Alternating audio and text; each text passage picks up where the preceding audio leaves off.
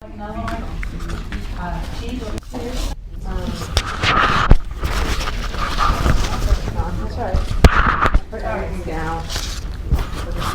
the grammar check always wrong. Spell check for me. What's that? It's always wrong, almost always. Spell check? Grammar check? Oh, grammar check. I don't even bother. Well, I mean, so I do sometimes, but it's like the some. spell It's, check has the grammar. yeah, come those together. Yeah. Grammar and spell check together, really. But. Oh, So it tries to do it automatically, don't know. What? probably doing page. But that's tough, though. I'll just go run and It's grab not it. even the right tense. What's wrong with you? Yeah, I know. Where do you think she is? You say grammar is like black and white for the most part. But the grammar check doesn't seem to know that. Because it doesn't get your contact. Yeah, because it's like. I'm calling her right now too. Sorry, no, I wanted to go Julie. Oh, yeah. They're in internships here, three different rotations. Half the group is here, and half are here. Otherwise, Carl is from John. He's all expressed up.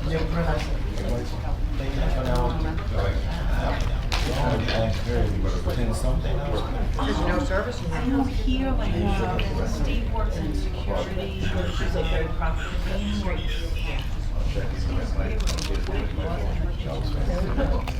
How was the one? We were just in a shop, we had no idea. Kadeem, where's your education this time? Where are you working this time? You were in the kitchen the first time, but where are you now?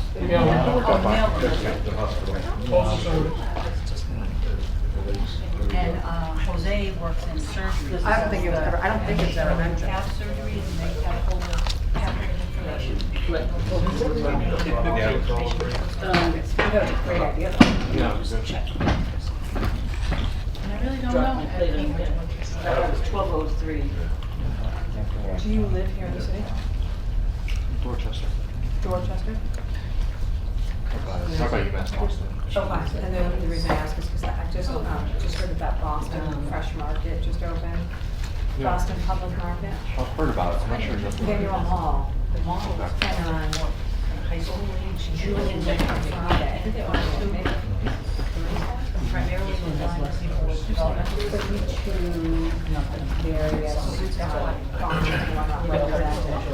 And working adult and client roles and farmers years and years on year round. It's really cool. Yeah, she took tons of pictures.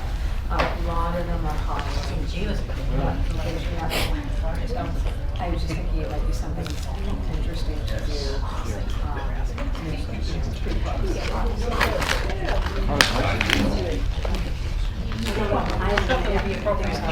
They said though, actually, they specifically said in their tagline, it said, I don't look it up again, because it said something about the pricing being so reasonable. Things like that. Clinton Rushford was Ada, who we deliver mail with, Ada. There's a link. Said Whole Foods just got in trouble for their pricing. Yeah. Did you hear that? And that's why, because I read the ad. I still have it on my screen. Oh, I have no service though. 125. Yeah, they got busted for charges. Why not? I think so. Filed a lawsuit like a month ago. I'm really. And how are they charging? What were they doing? You know how they package their own food? Okay, I'm gonna start us out. We have an hour or so. And Teresa had asked one more punctuation question for the break here, so I thought I'd answer it because I get this question quite a bit. She was asking about use of dashes.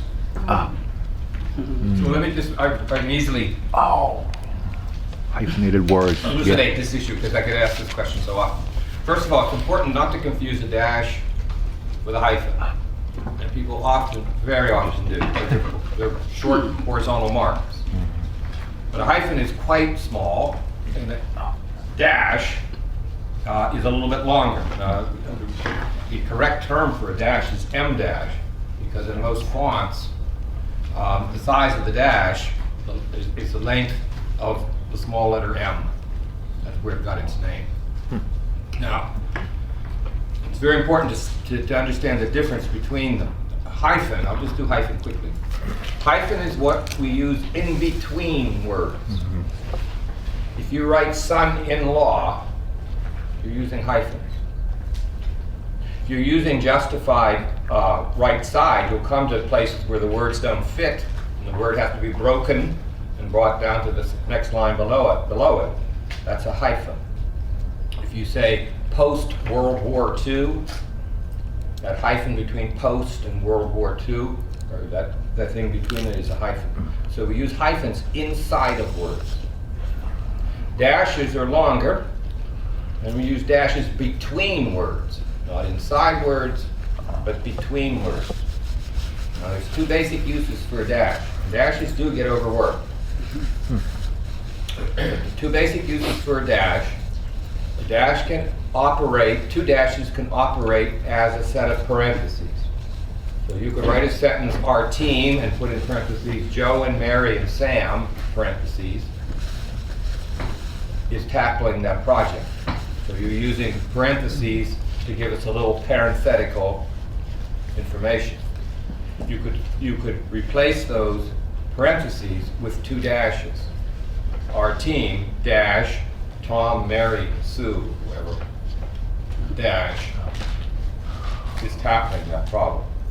So they're just a softer set of parentheses. Now that's what we basically use a dash for in business writing.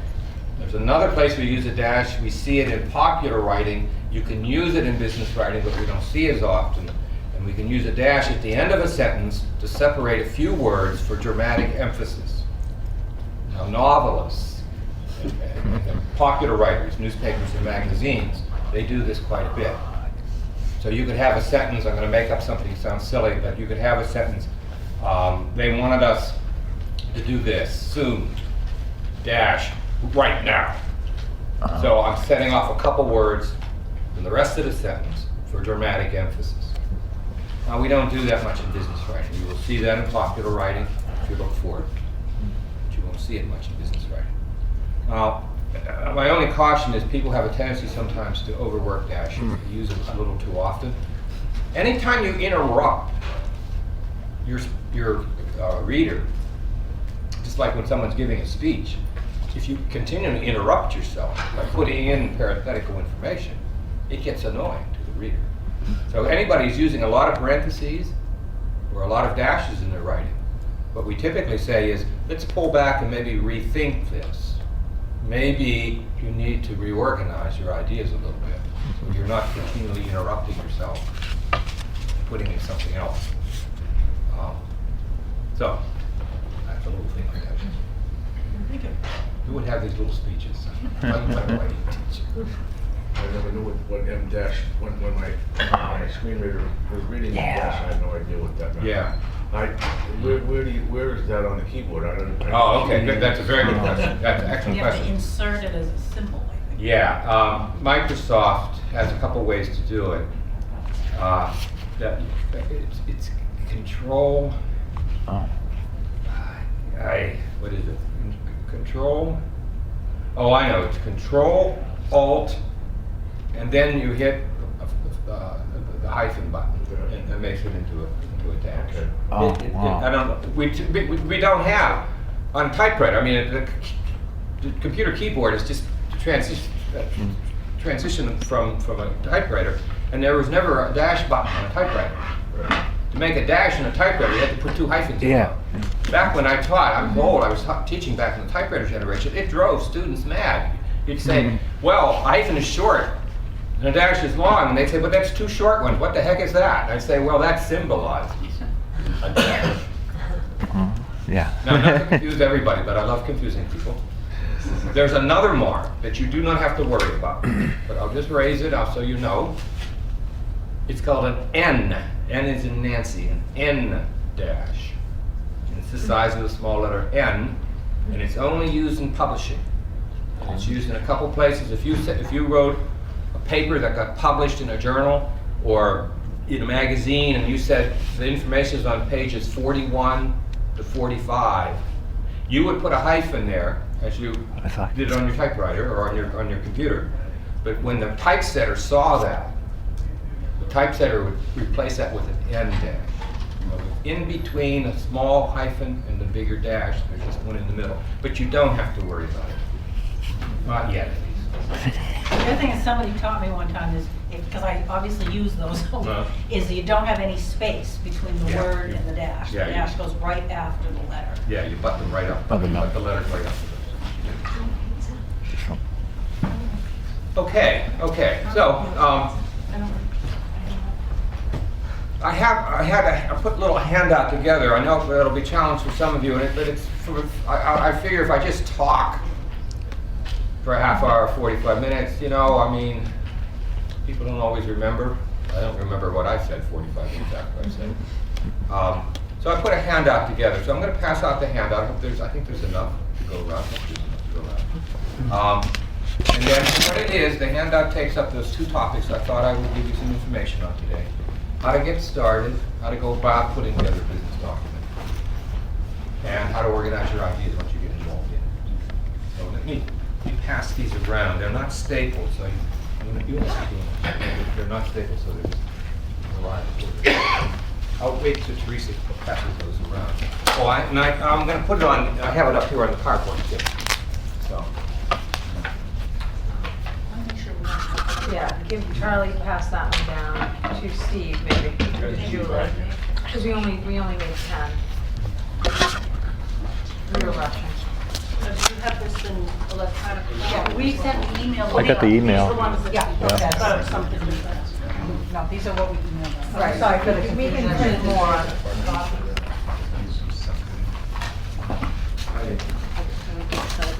My PowerPoint is here. I'm gonna take your plate. Place it.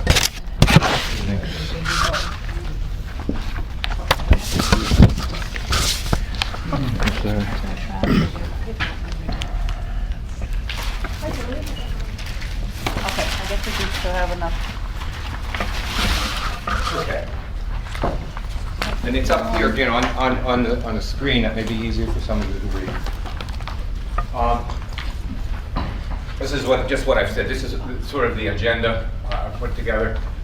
Some tips on putting together your first and final drafts, organizing your ideas. And I forgot, actually, I have some tips on email as well.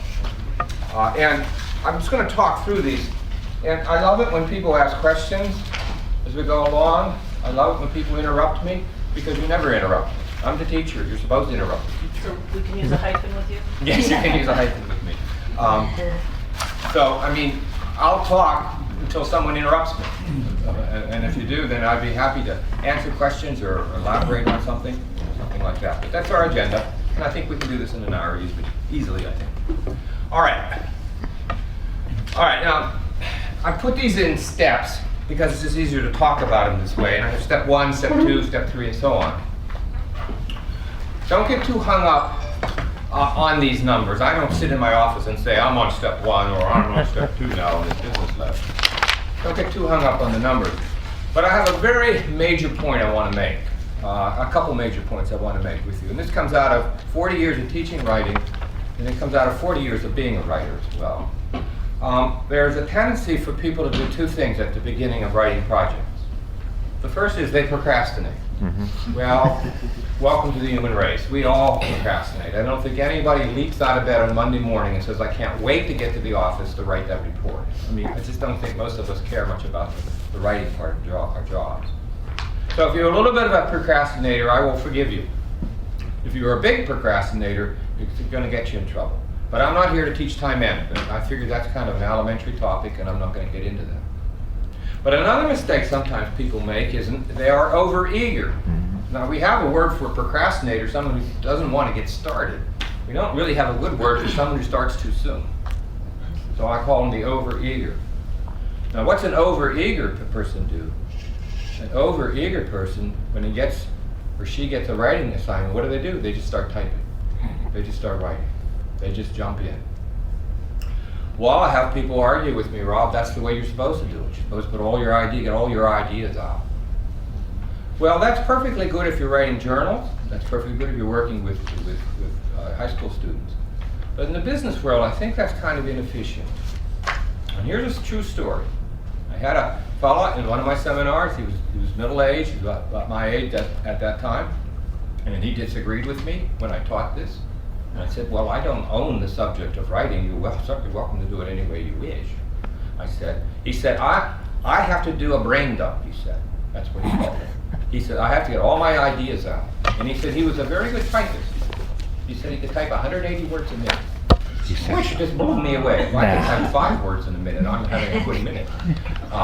Maybe he was exaggerating, I don't know. But I have to take on face value that he was a good typist. He said, so I can type 10 pages, he said. And then I'll go back and find the golden nuggets. Well, think about it for a moment. Do we do anything in life that way? Do you do anything in life that way? If you were going to cook a dinner, would you get all the spices out of your spice rack? Would you take everything out of the refrigerator? Would you put all your plates out, all your glasses out? Would you take everything out of the pantry and say, no, I'm going to make a dinner here somewhere? If you're going to build a bookcase, would you drive to the lumber yard and say, I don't know how much lumber I need. I don't know what kind of lumber I need. Just give me a lot of lumber, would you? Give me a lot of nails. Give me a lot of screws. We don't go about things like that. What do you do before you plan a dinner? You think about it.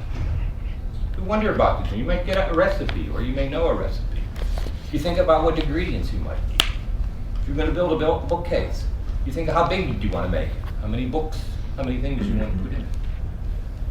We don't, for the most part in life, just throw ourselves into things. If you're going to take a vacation, you just don't jump in your car some Monday morning and drive 100 miles west and then say, I'm going to drive 100 miles east, then I'm going to drive 100 miles south. We don't go about life that way. We think about things before we do it. So what I'm going to suggest, and this is one of my biggest suggestions of the day, and this is for business writing. If you're doing creative writing, you can stand in the shower and do it that way. You stand on your head. It doesn't matter. Creative writing is creative writing. Business writing is done under a lot of stress of time. You've got to get it done. So in business writing, what I usually suggest is don't start writing right away. You need to collect 3 essential pieces of information first. So this writing is thinking at the beginning. And there was a great writing teacher who said once, I wish I had thought to say this, but this person is smarter than me, said, people will tell you they don't like writing. What they really are telling you is they don't like to think. And I think that's very true. I think that's very true of me, and I think it's very true of the folks I work with. So the first part of this process I'm going to put in front of you, the first part of it is do some thinking. Don't type. Do some thinking. So what do we need? We need 3 pieces of information. Okay, what's the first piece? Now, there's no particular order to these 3 pieces. You can think about these 3 all together, or you can do them in any different order. But you need these 3 pieces, I'm going to tell you. The first thing you're going to need is, what are your major points that you wish to communicate to your reader?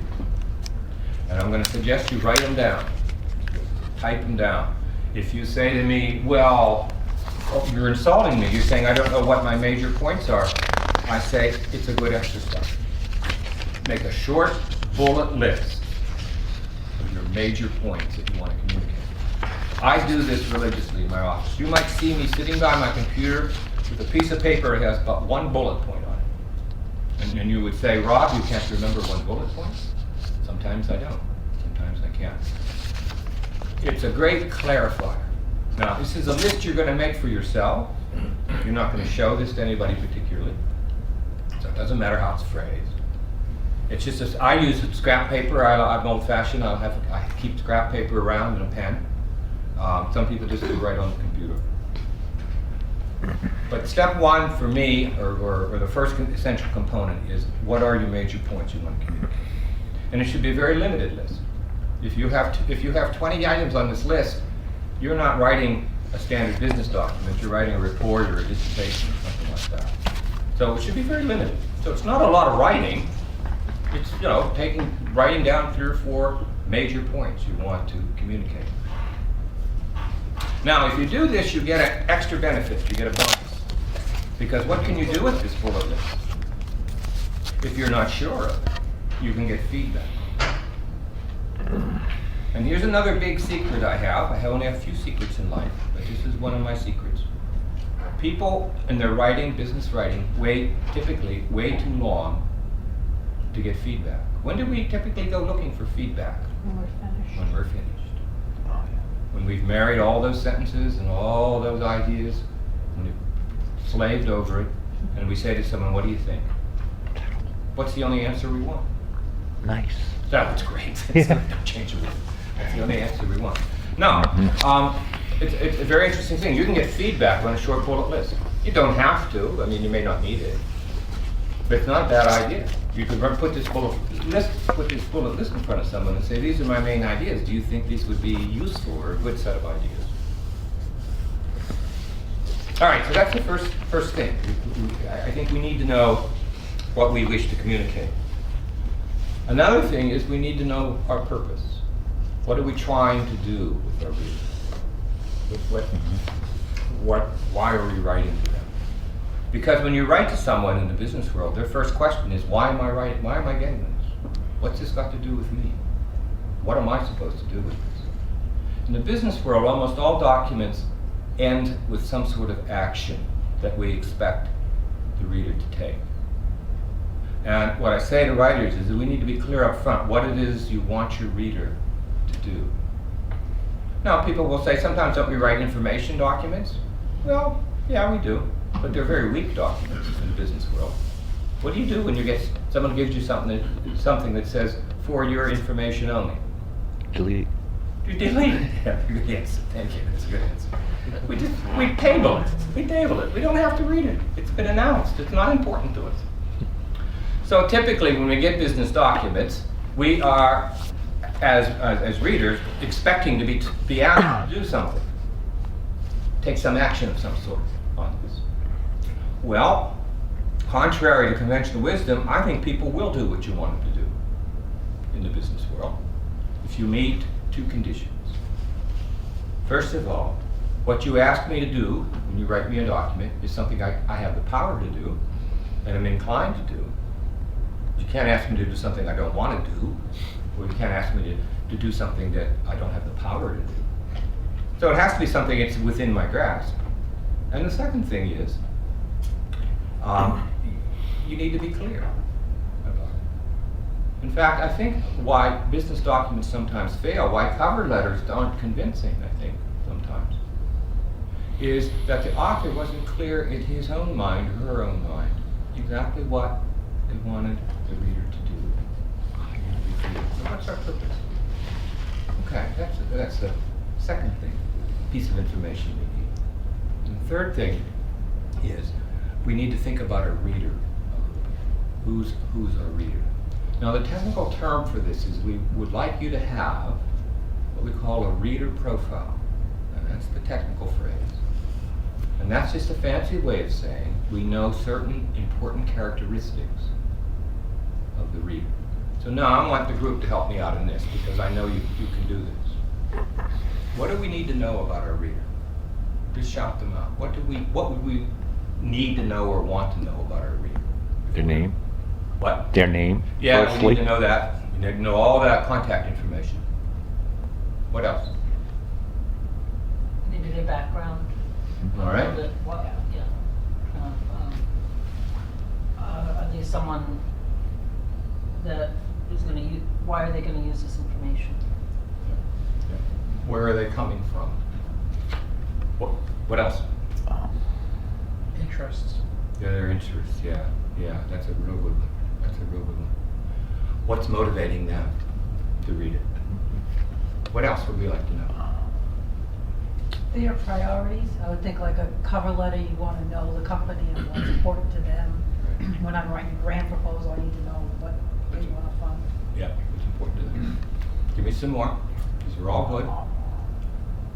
You know, this is something that does not get taught in schools, does not get taught in high schools, does not get taught in college. Targeting your reader. Students learn this on their own. We used to call it, we didn't say targeting the professor, what did we say? What could we write that he's going to put an A at the bottom? It's a form of targeting, but the professor didn't teach that. So what else would we need to know? Maybe a little bit more. Would their title fall into their contact information? Not only their title, it's very good, but in addition to their title, their power too, their level of authority. In the business world, sometimes people can't say yes. They can bring you into a company, but they're not the ultimate decision maker. What else? Anything else? I can't. How about the amount of time they have? But what did you say? How about the amount of time they have to read your document? Ooh, yeah. Attention span. How about, this plays into what you were saying, Teresa, what are their predispositions? What are their biases? What would they be most interested in? What would turn them off? Very important to think about these. Now, you won't come up with perfect answers for any of these things, of course. You can't do a study of someone before you send them a business letter. But the more you think about your reader, the better the document gets. All right, so what do we have the first three things in this list then. So what we have identified what we really want to communicate, what we need to communicate to our reader, why we want to communicate that, what's our purpose, what action do we want them to take, hopefully that they will take, and who are they, psychologically, who are they in terms of professionalism. Now, what I make a little joke here. These are the three ingredients for your cocktail. And your cocktail is going to be the outline you're going to produce now. But you need these three ingredients going in. And you need to be as clear as you can on these three ingredients. The more thinking you do up front, the easier the writing gets, and the better the writing gets. People slave over their writing, they pull their hair out over their writing, they have a lot of stress over their writing, and it's true, because writing's hard to do. But some of that is because they're not doing the thinking up front going into it. So the more thinking you do, the better and easier the task becomes. Okay, so that's my step one. Gather that essential information that you need. Step two. I need to change this.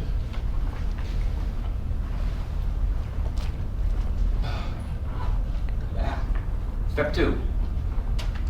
Step two is an easy one. I'm not going to spend much time teaching this. This is an elementary topic, and I'm not here to teach an elementary class. But step two is to prepare an informal outline. Now, how do you go about your outline? Well, you have the essential ingredients for your outline. You know what you want to communicate. You know what action you're driving your reader towards, and you have some sense of who's that reader and what his priorities or her priorities are. So now we need to put together an outline of our ideas. It doesn't have to be fancy.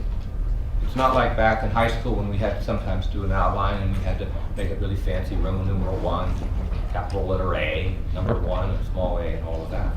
It doesn't have to be fancy. No one's going to see your outline but you.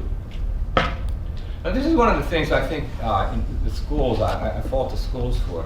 Kids come out of schools, especially when I got them to college, they would hate to do outlines. It's like outline was like a dirty word. We'd frown, outline. If you said turn in your outline, a lot of them would joke, well, I wrote the essay and then did the outline second. And that showed. But it's a shame because outlines are actually a very important tool for writing. Very important tool. So we want to do an informal outline of some sort. And I'm going to go right on to the next step. Step 3, then you want to prepare your first draft. And here I have another couple secrets to share with you here. What I'm going to suggest when you get to this part, when you're ready to start writing, when you've done your thinking, your outline, that you practice what we call uncritical writing. Now, what is uncritical writing? Uncritical writing is writing without editing. So what I'm going to tell you at this point is to put your fingers to the keyboard or your pen to the paper, or use your writing tools, whatever you have, and to write as fast as you can. What we tell people is try to produce the whole document. You have your outline in front of you. It's not a brain dump like we were talking about earlier. It's not that. It's an informed thing you're writing. But try to write without stopping. Try to write without stopping to fix things. Now, you might say, well, why shouldn't I fix things? I see an error, I see a spelling error, or I see a punctuation error, or I just don't like the way that sentence is written. Why shouldn't I stop? Well, you can stop and fix it, that's true. But what are you in danger of losing if you stop to fix something? The flow of the writing. The flow of the idea is your momentum. Writing the first draft can be hard. I struggle over it. I have complete sympathy for writers who are tearing their hair out over that first draft. And what I say is we need to make the first draft easier for ourselves. My suggestion is to write and not be critical of yourself in that first draft. Now, what's that mean? It means your first draft isn't going to be good enough to send off somewhere. Almost no professional writer sends off a first draft. It's just unheard of in the professional world. So we're going to do that. We're going to do that uncritical writing. We're going to get to the end of it, and then we're going to go to the next step. Click on the drawings. And the last step is the critical writing. The last step is now we look over it and we begin to edit it. For all of these things on this list, we're looking for conciseness. We want to make it concise. We want to make it clear so people understand us. We want to make it direct so we're talking directly to them. I want to talk a little about tone. I'm going to come back to tone. That's the second bullet there. I'm going to come back to tone in just a moment. But you want to copy edit for grammar, punctuation, word choice, just all those things we started with this morning. Writing the principle, you want to make sure you spell the principle right, and so on. And then you want to proofread afterwards. And it's very important in the business world, especially cover letters and resumes. It's really, really important. There be no mistakes on these. And I always say, get someone else to look them over, because it's hard to proofread our own writing sometimes. So get someone to look it over at the end. You don't want to send out something with a mistake. It's just you're in competition with hundreds of other people. I mean, it's just the amount of resumes the companies get anymore. It's just staggering. So you want to make sure yours is just as perfect as you can make it. And I've gotten resumes that actually say their skill is attention to detail, and then they have mistakes. Oh, jeez. That's pretty awful. That's pretty awful. Yeah. Yeah. I've talked with people who didn't get jobs because of mistakes. I sent a proposal into a company. It was a 10-page proposal. It was a proposal to teach a grammar course, and I had a grammar error. Oh. I absolutely had a grammar error. No excuse. And my contact said I had to fight to get you in here. She said I had to really fight. They said, why would you hire someone who had a grammar error in their 10-page proposal? So it is important. Now, there's one I've skipped over, and I want to come back. I want to talk about the second bullet here. Ensure that the tone of your message is appropriate. Now, this is really important for email and business letters. You won't have to find tone in a resume or anything like that, or a report. But it's very important in business documents that are addressed to someone. So I'm going to pause here and ask a question.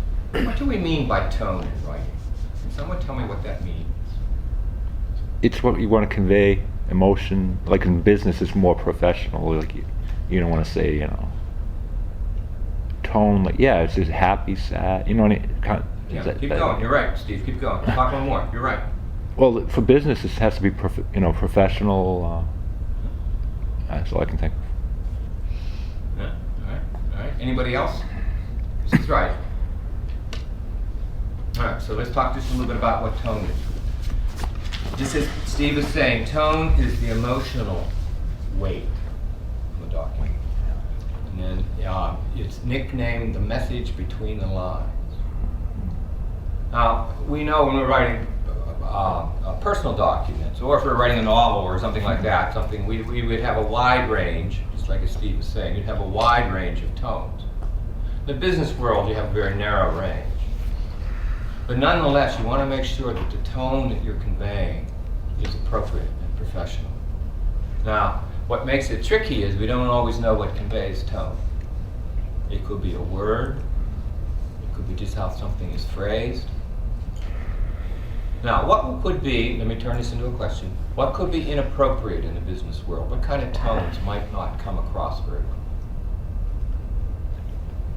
well? Overly friendly? All right, yeah. Chummy? Yeah. Yeah. So we don't know each other yet. What's another tone that may not be a good one for business? Casual. Too casual? Yeah, yeah, too flippant? Yeah. What's another one? Anger. Yeah, Mm-hmm. irritation? Overly confident that you already know the answers. Yeah, yeah, I can do anything, kind of thing, yeah. Yeah. What else?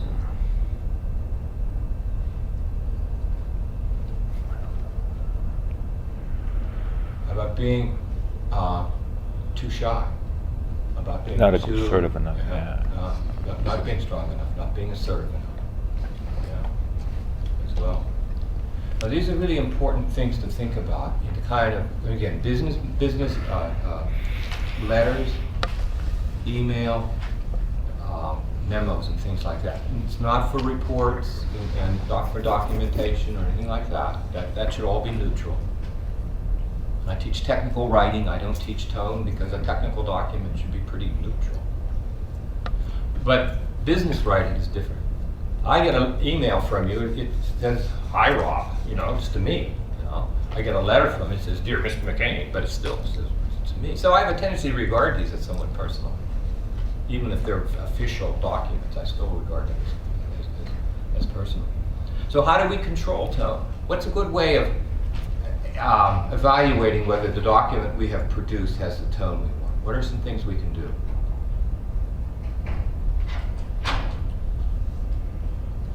Reread it. That's one. Yeah. Look for, maybe not to capitalize lots of letters. Well, let's. Yeah. That could show tone or Yeah. punctuation. Yeah. What else can you do? What if you're not certain? I'm driving somewhere and I'm being vague and I apologize for that. What if you're just not certain? What can you do? Have someone else read. Have someone else read it. That's really the answer I was fishing for. Tone, sometimes we don't see our own tone. We just don't see ourselves. Maybe we don't want to see ourselves. I look in the mirror, I said, I want to see that person. I don't know. But we don't see ourselves very clearly. And we don't see ourselves in writing very clearly. So if you have any doubts about a document you've produced, or you just want to get a kind of confirmation that it's okay, the tone is okay, have someone else read it. Have someone else give you some feedback on it. Because you may have used a word or phrase or capitalized, like Miriam's saying, or capitalized something, you just may throw the reader off in an odd way. And again, in kind of documents, especially cover letters and so on, it's so important to get that tone appropriate. When you write a cover letter, sometimes I feel uncomfortable of using the words I, me, my, myself too much. Just like it seems like I'm overconfident, not being overconfident, but just like how you don't want to put too much emphasis on any one word. When I type out a cover letter or something like that, I make sure that I don't use the same word twice, at least in a paragraph, if not in a whole cover letter. So that same thing with I, me, my. Okay, good. I'm letting you finish. You bring up two ideas that are very good, Richard. Let's do the first one, because that's what people think about. In a business document, letter, email, not a report now, not documentation or anything like that. Probably not in a grant, though I don't know how you write your grants. But in email and letters, we want to see some personal touch. That's part of good tone as well. We don't want it to be impersonal. We don't want it to sound like it's coming from a machine or something like that. But can we go overboard on it? And I think that's what your question was, Richard. Can we go overboard? Especially with pronouns I and me and myself and so on, the ones that refer to your own self. I think you're right. I think we want to be careful on this. I think any person reading a cover letter is going to want to have a sense of the applicant from it. And if they don't get much of a sense of the applicant, that may not go in the APOW. But if they get the sense that the applicant is just full of himself, using those terms too often, I think you're right. I think that can throw us off. So I think you have to use them. You have to say, I'm interested in this company, or I do think I am qualified for this position. I would look forward to meeting with you. and so on. I think we want to say that. We don't want to put that in the third person. Mm. But I think you're right. I don't think we want that I showing up in every other sentence either. We want the letter also to contain information about what you've done, and what your past is, and what your qualifications are. Yeah. The other thing he brings up is interesting. How many people hate to repeat a word in a sentence? That's Don't like a we all? no-no, isn't Don't it? we all? Yeah, hands go up. Thesaurus. Yeah. I've had people say, well, there's a rule against that. You can't repeat a word in a sentence. Well, I have lots of books on my office shelf, you can well imagine. Not one of them has that rule. There's no such rule in English, you can't repeat a word. But most of us have that. It's a phobia. It's a phobia. Not all languages have it. There are other languages where this is not an issue. But in English, we don't like to do it. I had a fellow in one of my seminars, true story, who said he couldn't repeat a word on a page. Wow. Well, he wasn't looking at half his words. And Bob? Well, that was worse, it was yeah. absurd. You know, I mean, we pulled him back from the deep end. Right back. But we do have that phobia, and I have it too. So yes, you probably don't want to repeat a word in a sentence, unless there's a good reason. So you might want to use your vocabulary to come up with a synonym. Yeah, and that's fine. It's one of the funniest questions in English, because there's just absolutely no rule, no reason why you can't do it. But we all hate it. All right, I'm going to pause here. This is the first. This is the longer of the ones I think I was going to go over, but I'm going to talk a little bit about organizing ideas. But any questions on this little process that I've outlined? Okay, let's move on. Comment that I would make is, and you said it a couple times, Rob, is I think if you're writing a longer thing, like a cover letter that you know is really important, or something that is really being thoughtful of, I think people just rip out they do emails without thought, without thinking about it. Now that people are typing with their thumbs, they're just doing, and people aren't putting the thought into their writing, and the email can do just as much damage as a long letter. Yeah. I used to do a lot of work with government people. That's how I started training. It was all government, federal government, state government people. And what we would tell them is, don't put anything. Well, then we didn't have email then, but don't put anything in the letter or a memo that you wouldn't want to see on the front page of the Globe tomorrow morning. And don't spell it that way either.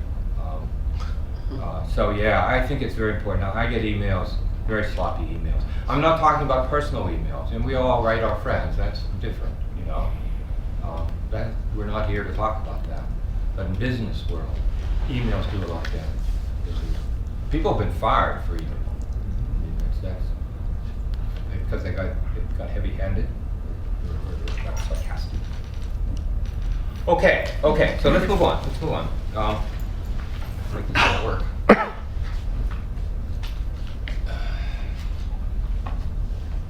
Sorry, I have trouble with that. Okay.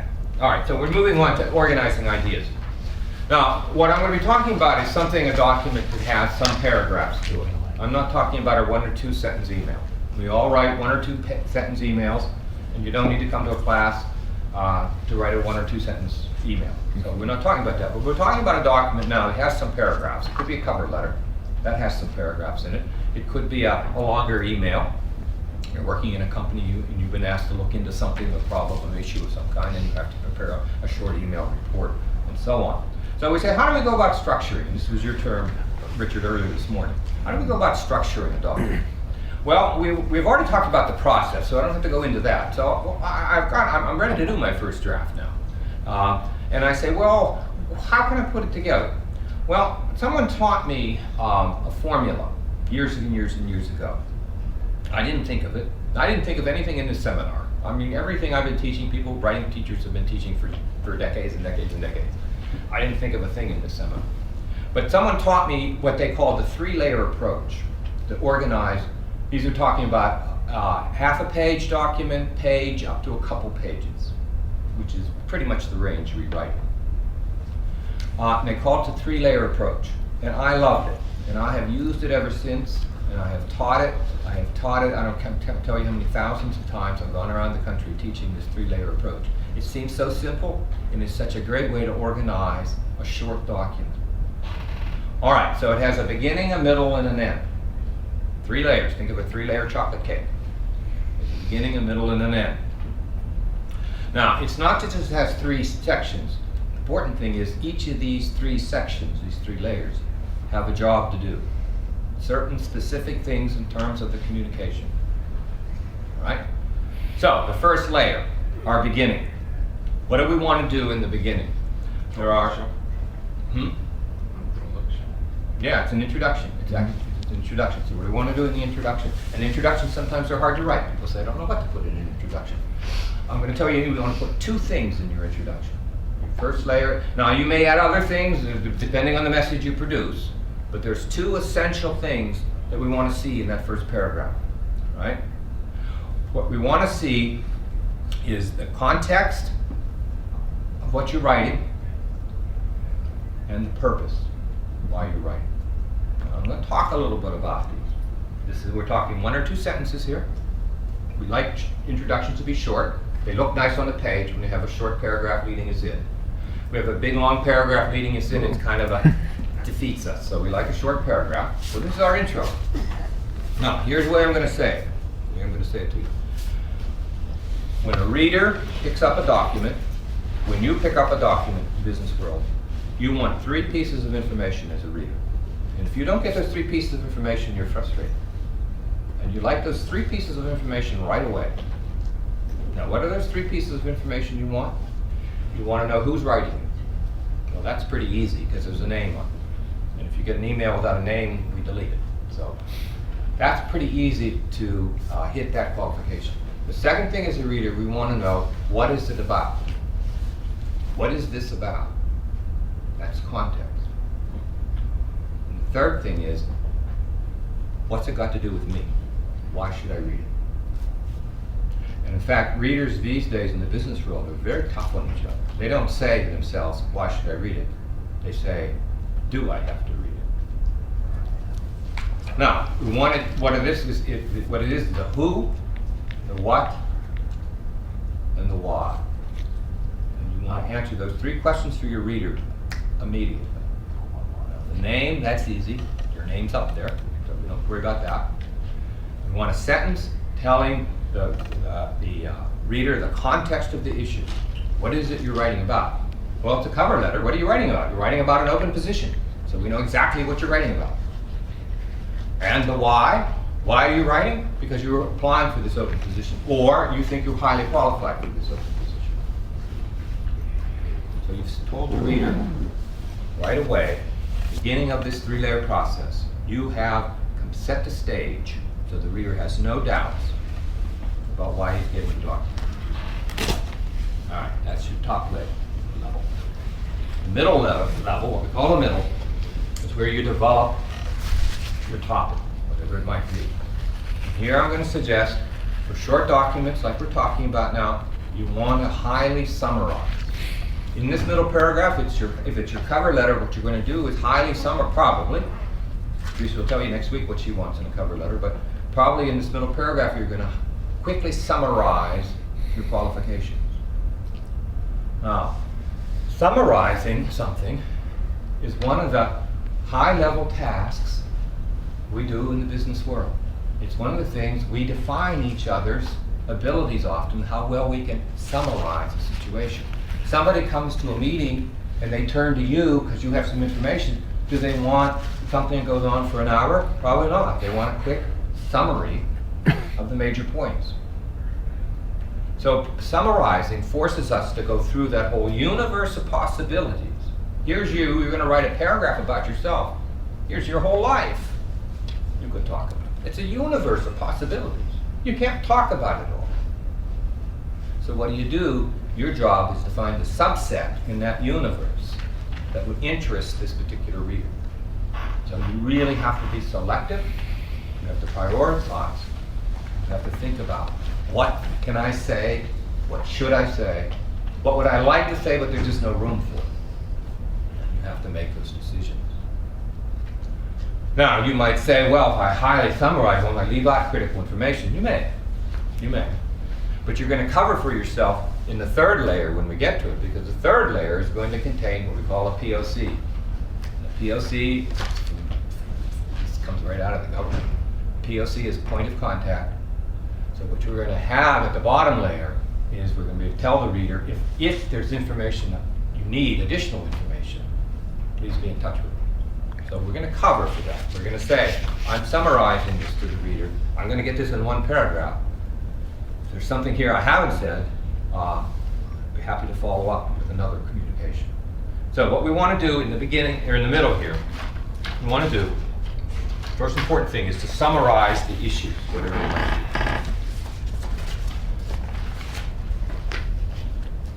What you're going to have to do is limit the detail so it fits in there, in that one paragraph or so.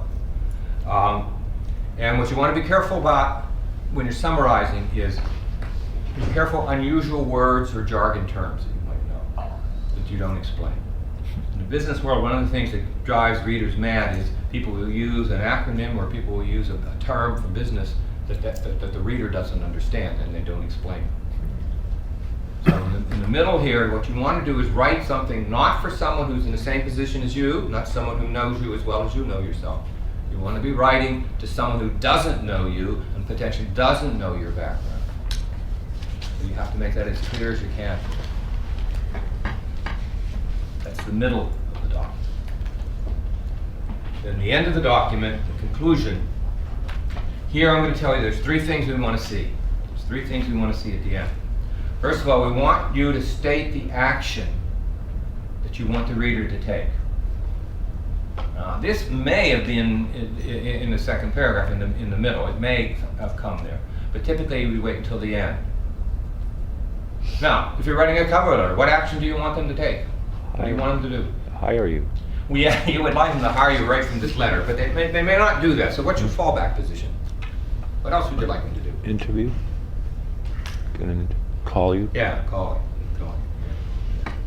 Tell them that. Tell them that. They expect you to say that, and you should say that.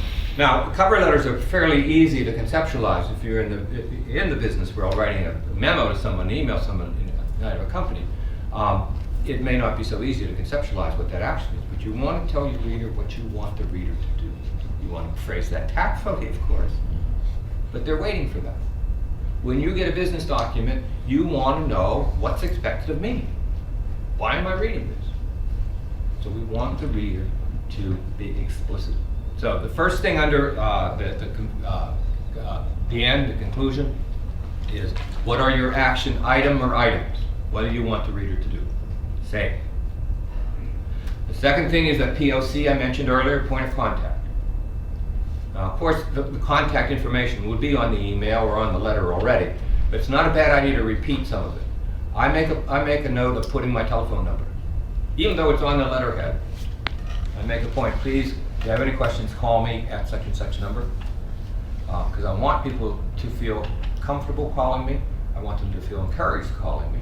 And I wanted to make it easy, because there's my number right there. So POC, point of contact, it's called. And the last one is optional. You may not do this, but I like to see it in business documents, these kinds of personal documents.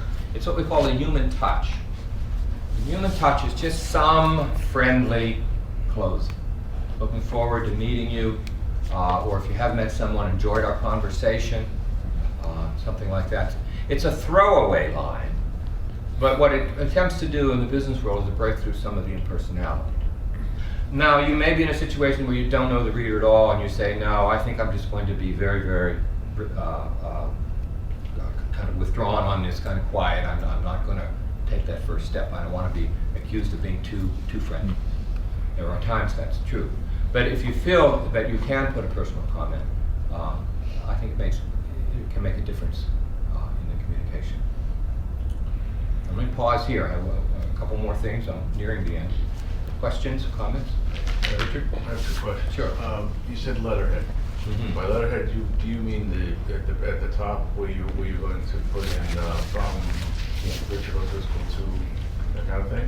Yeah, you're right for catching me on that. I'm thinking of my business or a business, like Mass here. They would have a letterhead with their logo on it and their address. We personally, when we're writing a cover letter, we're not going to have that. But you're going to have your format's going to have your address, name and address up there. And maybe not your telephone number, and then if it doesn't, definitely then that goes in that last line, the point of contact line. And the other question being the end of the letter. So sometimes the letters now are becoming so impersonal that the name only is put down at the end instead of something like gratefully or something to that effect. Is that left out nowadays? I'm going to sound very old-fashioned on this one. I hate it when we lose the salutation. Salutation is the dear Mr. Yeah. And the complimentary close is the sincerely yours or yours truly or warm regards. And I hate it when I use those. I just think, I think it's I'm going to say it's borderline insulting. I think that's too strong, but I like to see it. I'll answer your question directly. I like to see it. You may find some people who say, oh, well, it's superfluous nowadays. I still like to see it. I would use it. Yeah, when then again, when you said the salutation at the beginning is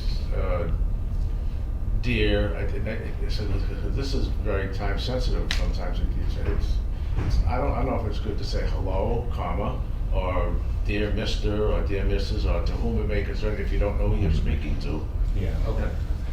Great question. What? That's a great question. Yeah, it is a good question. All right, let's separate out. This is artificial, but let's separate out letters from email in this regard. And let's talk about letters. We don't write as many letters, though you'll write a cover letter probably. Right.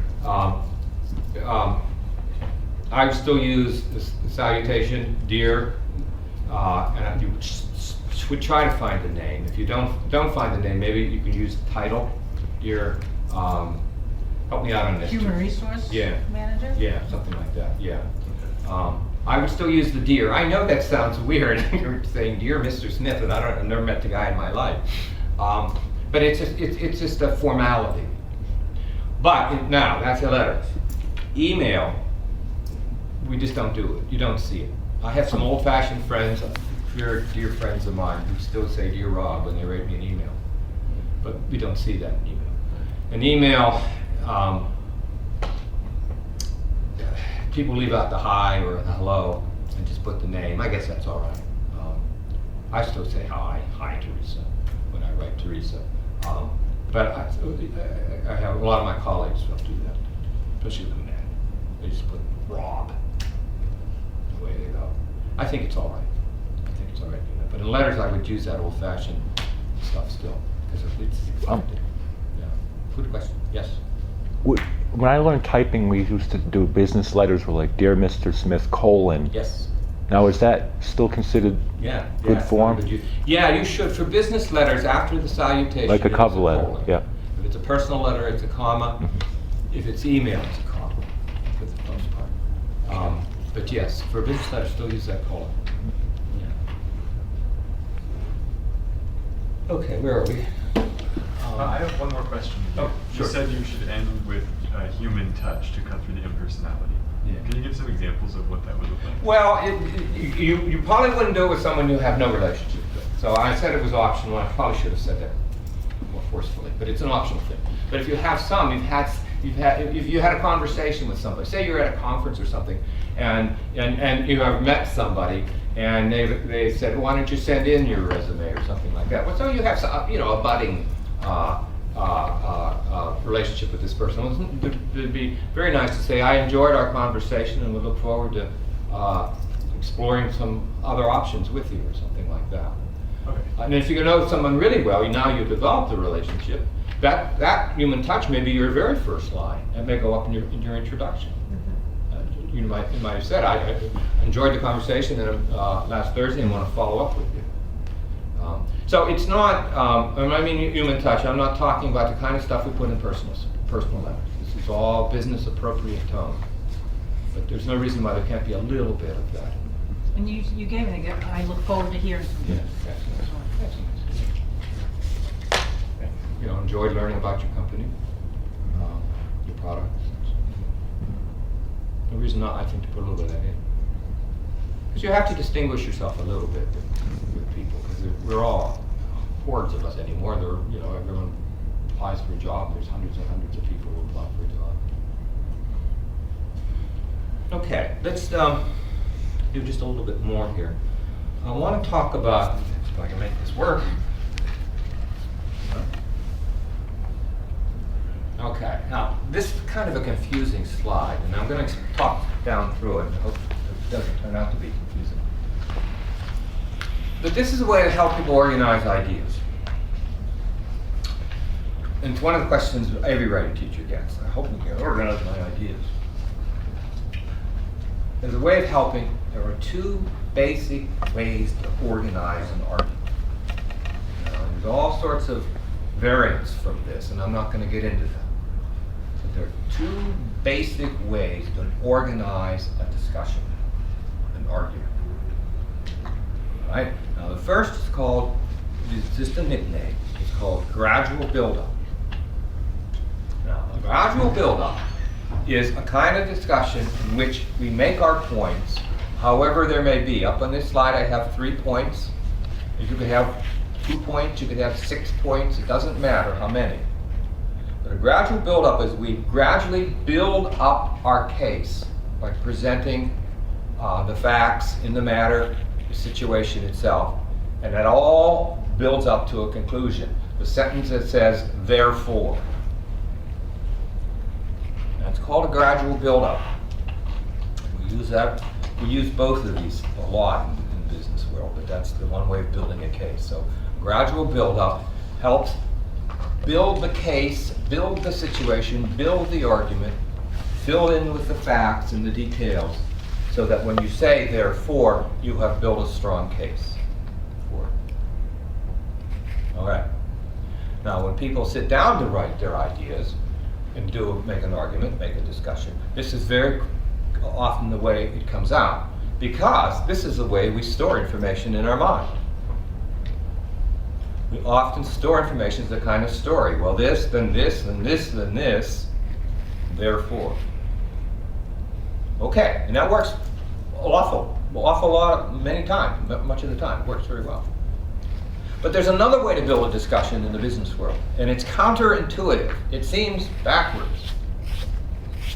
And what it is we put the conclusion first, and then fill in with the details. Now, it's not how you're going to write a cover letter. The cover letter is going to be gradual buildup. Yeah, I'm interested in this job. Here's my credentials. Please call me. That's a gradual buildup because we built to the conclusion. Please call me. So it's not a cover letter. But when in the business world, you may find yourself writing emails, short reports, where you have to develop something or investigate something.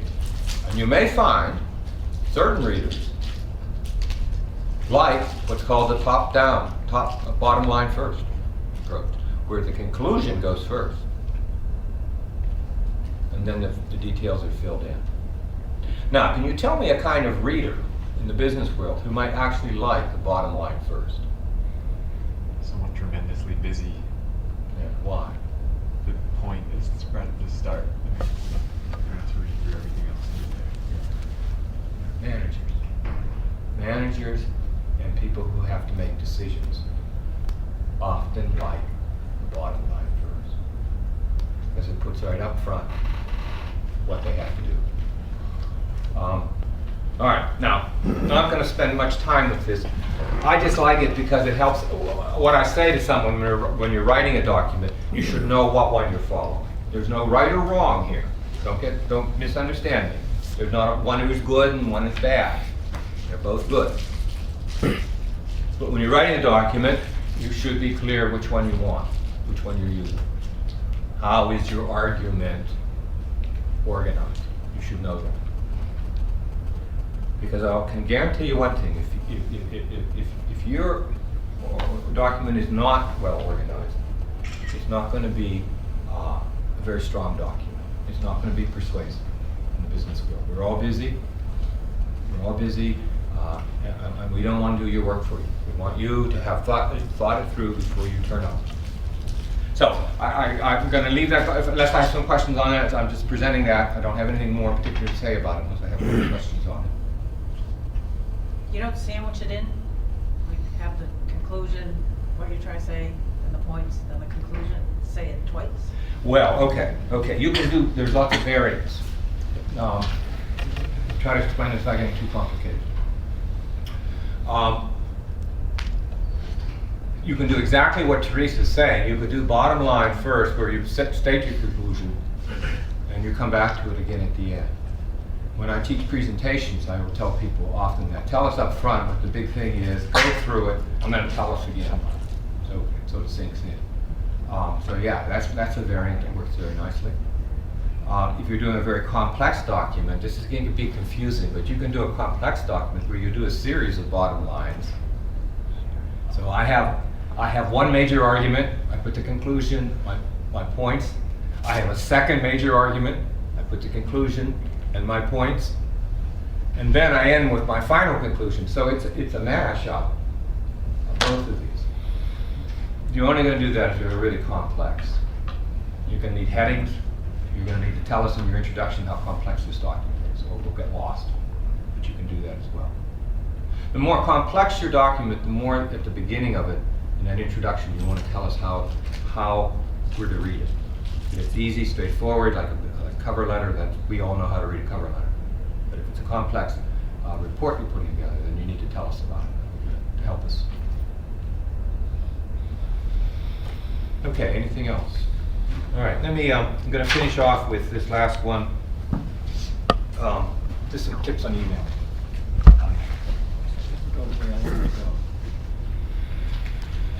And why isn't there something there? No. There it is there. Okay, all right.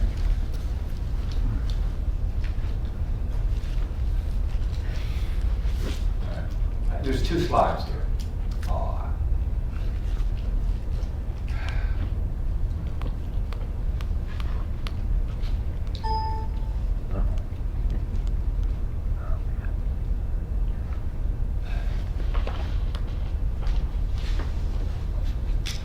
Oh, all right. It's going to do progressive. Why it did that? But okay. Okay. So I'm going to fill in. Hopefully it'll work. I have these are. I'm going to stand back here so I'm not. These are all common sense for email, but I think it's important, just as we said earlier, people have been fired for their email, and you just simply want to be careful. So the first one is, when you write an email, assume that that's going to become a permanent document. It may be deleted in 10 seconds, or it may turn up 6 months later. You just have to assume that it's going to be permanent. Ask Hillary Clinton. Yeah, there you go. There you go. Assume that it's going to go beyond whom you're writing to. You know, we should always ask before we forward someone else's email. How often do we do that? Never. That's a good answer. So just assume that, you know, if you put a private joke in, or you put something in that you're writing to someone you know really well, and it turns up on somebody else's desk, it may sound inappropriate. So I always figure that my business emails, I don't know where they're going to end up. This goes back to the tone thing. In the business world, you just don't want to do it emotional or angry or really highly critical. You don't want to do that. It's just a backfire. And then I'm going to have a point that addresses that. Where it is, we'll get to it in a minute. These two go together. Be careful of humor. You may think it's hysterically funny, but it may not come off that way. Be careful with humor.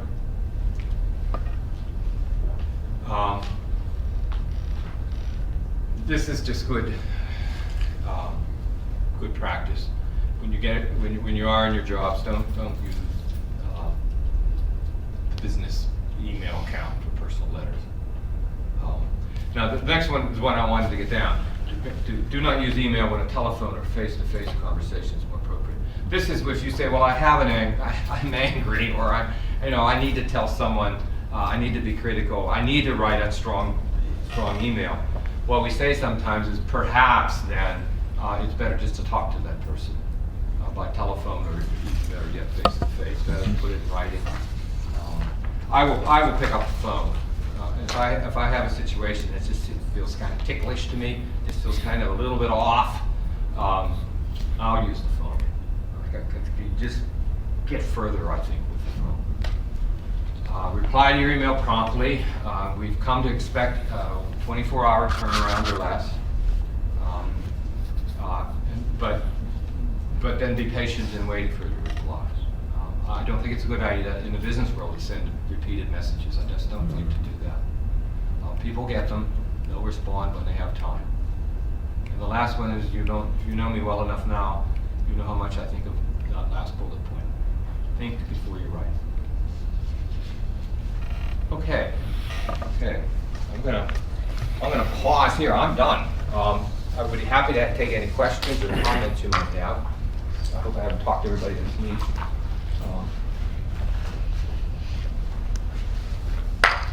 Right? I have a question. At the start of the presentation, you talked about the differences between business writing and creative writing. But I know there are a lot of creative writers in this group. Do you feel like there are skills that are transferable from creative writing to business writing? Sure. I mean, it's the same grammar, it's the same spelling, it's the same punctuation for the most part. But the challenges are different. When we're writing a business document, our challenge is to be clear and concise, to the point, and honest, and things like that. To be a good documenter of a situation. I mean, that's, if you do that in the business world, your business writing will be fine. I mean, business documents don't have to win Nobel Prizes, and seldom do win Nobel Prizes, because they don't have to rise to that level. If you're writing creative writing, then the bar is much higher. And as it should be, because what you're saying is this isn't a necessary document you have to read. This is something this is art or entertainment. So it's a much higher bar. So I think the challenges are higher. But if you're a good business writer, you can be a good creative writer, and vice versa. There's no reason why people can't go back and forth. Very famous poet, 20th century poet, now he's long dead, but Wallace Stevens, very, very, very influential poet. He worked in an insurance company as an insurance executive all his life. And when he died, there were people who had worked with him for 40 years who didn't know he was a poet. And he was famous as a poet. He won prizes as a poet. But the people he worked with, he was just a good businessman. He was a good manager. Yeah, if you're writing creative writing, if some of you folks are doing that, that's great. That's great. And you said you're going to get people journaling, right? Here we are, yeah. Yeah, I think that's a great idea. We write every day. Yeah. So Oh, that's good. nice. That's good. Anything you want to get better at, you have to do every day. You want to play the piano, you got to play the piano every day. So. Any other questions? Other than not having errors in your letter writing, is there any advice that you give that you would talk a little bit about cover letters? Is there any bit of advice you would give to make something sort of stand out? Because like you said, you're up against 100. So what is it about creating that sort of helps people? What could make it unique?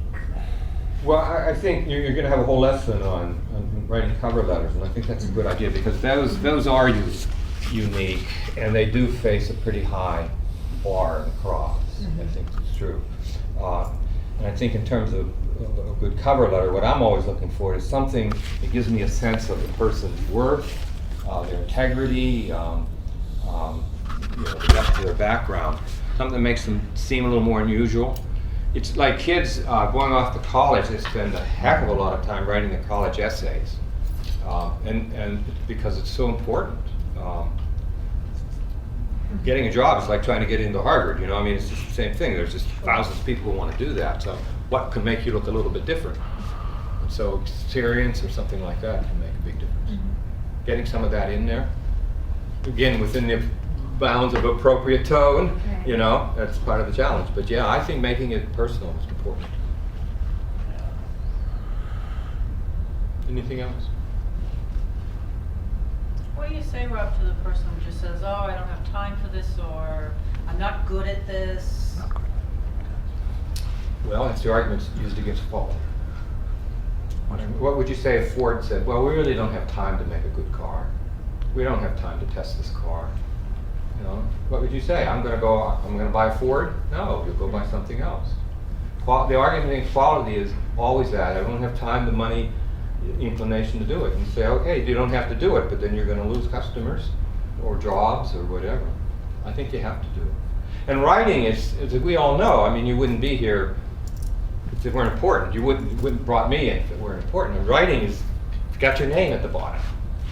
You know, it's you. You know, and when you send me a business document, I don't have you in front of me. I have something that symbolizes you, but I regard it as you. I take it as you. So it has to be good. But you want to build your skill levels up so that you don't spend all day writing an email. You know, you need to. That's why I went through this process. I'm hoping that the process I went through will help you write faster. I didn't say that as a good motivator. I should have. But I was hoping the process will speed it up for you, because you need to have your throughput too. You need to get the stuff out. You have to crank it out. You have to. Got other things to do. So part of it as well. That's such a good point too. Yeah. Yeah, I should have started with that one. Oh, Well, you, run the tape back. well, you still, you haven't finished yet, so you can, it's okay, you can do that second wave you told me. Yeah, that's right. I can make that my final conclusion. Well, I have finished, I think. That's another question. So I will be reading some of your documents.